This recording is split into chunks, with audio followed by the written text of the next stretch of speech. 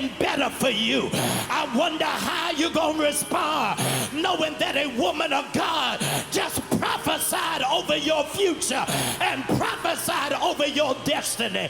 I need you to grab another woman by the hand and say, woman of God, I know you're struggling, but keep your head up. He will supply all of your needs.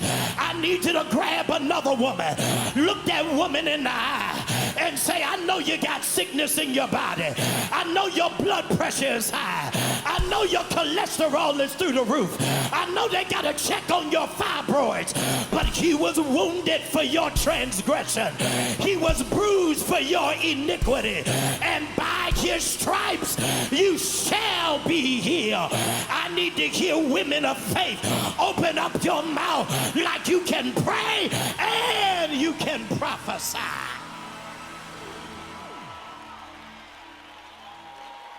The text that narrow-minded churches quote to keep women silent is 1 Corinthians chapter 14, asking women to be silent. And when they quote it, they are quoting it out of context. Because here this Paul is not asking women to be silent about prayer. He's not asking them to be silent about prophecy. He is asking them to be silent, hear this, in the interpretation of the prophecy. Because according to biblical principle, when there is a prophet, then there's got to be somebody to confirm the prophecy. Paul is heavy on headship.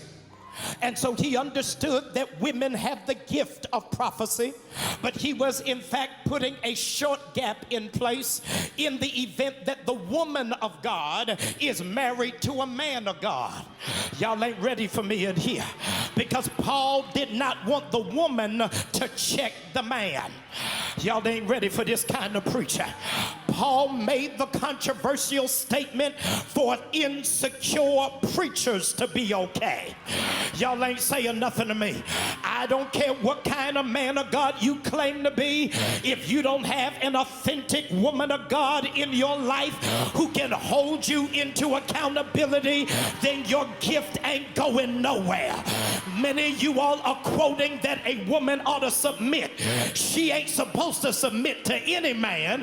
She's supposed to submit to a man who is submitted under God. If he ain't submitted, don't you buck your knee. You better stand right there until you find a man. You are listening to men who have no authority. How can a man say that you are of low value after 35? How can a man say that you do not have the level of traction of a high-powered man when that man has got to get a GoFundMe for his funeral? Y'all ain't saying nothing to me. You got to be in a place where you operate in the authority of God. Look at another sister around and tell them, it's not that I hate men. Come on, look at another sister, say, I do not hate men. I just despise weak men. I despise cowardice men. I just ain't got time for men who are insecure about my gift. I'm not going to dummy down because of what God got me. I don't have to lower my standard. That man got to step all the way up to deal with a queen on my level.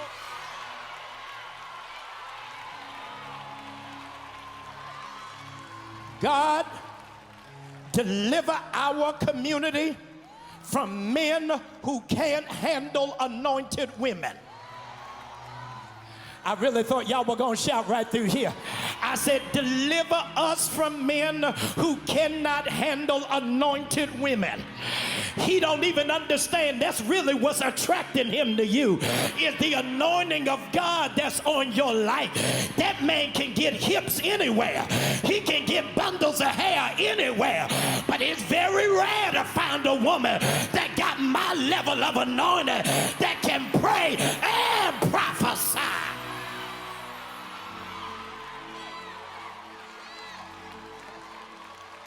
women of God who are anointed always got something to say. That's why I was heated. I was heated when I read Genesis chapter 7. I got upset when I read Genesis chapter 7.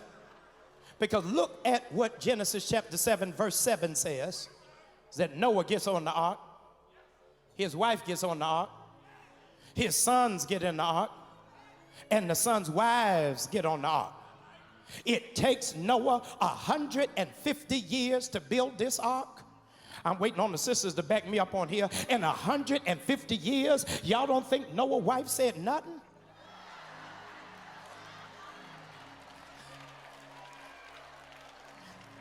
He got the whole city laughing at him. Y'all ain't saying nothing to me. None of his frat brothers are coming to support him. None of the deacons at the church are coming with any plywood or any nails. And y'all really think Noah's wife said nothing?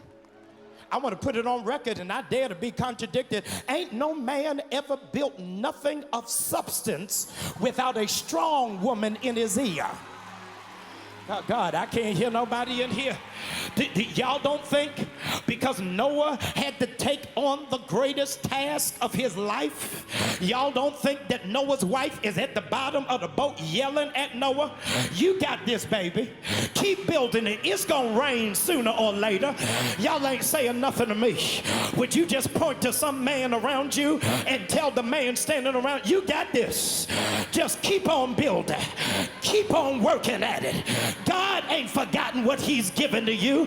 Behind every successful man is a tired woman who had to push him to get to that level. I dare you, come on, because we getting ready to break this demon that is trying to turn black women against black men.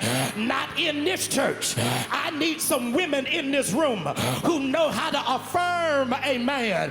Would you open up your mouth and shout for that man not to give up? Shout for that man not to get frustrated. Shout for that man to stay in the fight. Shout for that man to reach his highest potential. Shout for that man to hear the voice of God. Shout for that man to be a deliverer for his people. Shout for that man to be an entrepreneur. Shout for that man to be better than his criminal past. Shout for that man to build. Noah's wife is not given enough credit. Not only did she support Noah, but y'all didn't read Genesis 7. You forgot where it is that all three of her sons got married. I better say it another way. All three of the sons got married, and none of the sons ever got a divorce. They stuck on this ark. Hear this. They stuck on the ark, the wives are, and none of the wives got an issue with the mother-in-law. At least the men ought to be with me right through here. I'm praying in this moment for mothers who will go to God in this moment because you want to see your children in healthy relationships. God, I can't hear nobody. You want to see your children in relationships that are mutually beneficial, and you don't want your children connected to nobody who is going to sink their boat. You want somebody in your child's life that's going to give them the buoyancy to get to their God level ordination. I don't know where y'all are, but y'all have been shouting for the wrong stuff. I want to believe that all of my daughters are going to get married to men who are better than me, who can get further than where it is that I am. If you don't believe it for your own children because you mad you never got the ring, you never walked down the aisle, you were never happy, don't you put that spirit on your child. I need you to lift up your voice now like you believe by faith that God has already ordained who's supposed to be in your daughter's life. I'm asking God, here's your scream. Disrupt every relationship they're not supposed to be in. Cut it off at the knees so that they can live happily ever after. This is